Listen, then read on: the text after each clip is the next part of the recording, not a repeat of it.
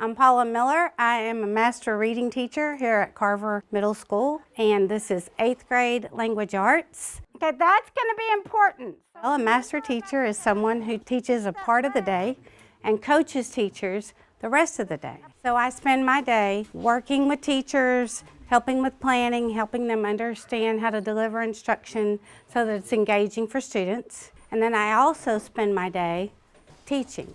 Are y'all with me, friends at home? One of the things that we do is we read and we reread.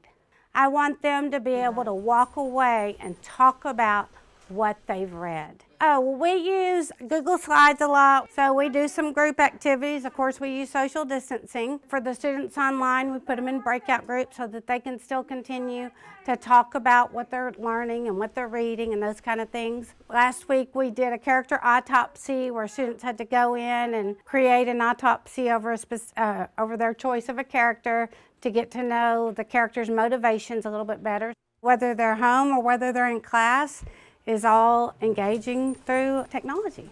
And these students are going to be so prepared for the real world and for high school. We teach a lot of skills here that benefits them in their math, their social studies, their science, and whatever else they do. And it doesn't matter what kind of job they end up in their future, they're gonna have to know how to read. I do the same thing.